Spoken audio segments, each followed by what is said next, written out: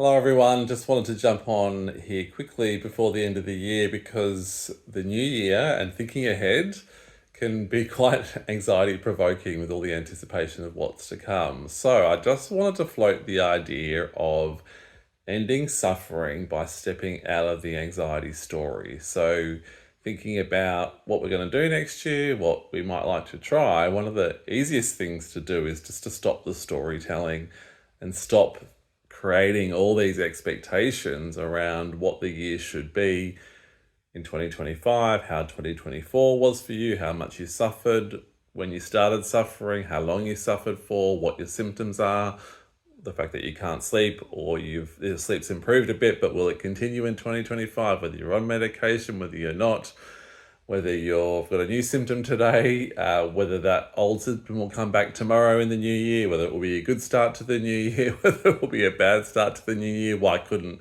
I just be symptom free today of all days? What if it comes back tomorrow? So I just encourage you all to use the tools, the methods of slowing down and allowing all the adrenaline and the sensitized nervous system to fizzle out on its own and enter into 2025 if the concept resonates by getting rid of all expectations of how 2025 should be and stepping out of the story we tell ourselves about our suffering, about previous suffering, or how it may or may not continue into the future, because that ultimately is suffering. If we're not talking about the suffering we've had, reflecting on it, we're not suffering.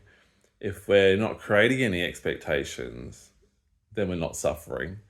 If we're just being present, allowing, slowing down, going loose, letting tension dissipate in its own time, knowing that none of this adrenaline-fueled anxiety is serious, then we don't need the expectations. We can just rest easy in the present moment, knowing that opportunities for how we want to live life will always come about.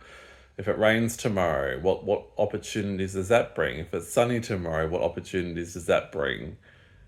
There's always something in there for us if we step out of the story of how things should be. If only I didn't have this symptom, then I'd get better. If only my anxiety wasn't constant. Every one of us suffering has our own version of it. And one of the simple things to do in order to recover is just stepping out of the story, letting whatever thoughts, symptoms come up and do their thing as you slow down and move forward with life. So I just wanted to share that with you given the time of year. I wish you well into the new year. But again, the way we can do it is just by letting go of the expectations and stepping out of the story for good. I wish you all the very, very best with it. Take care.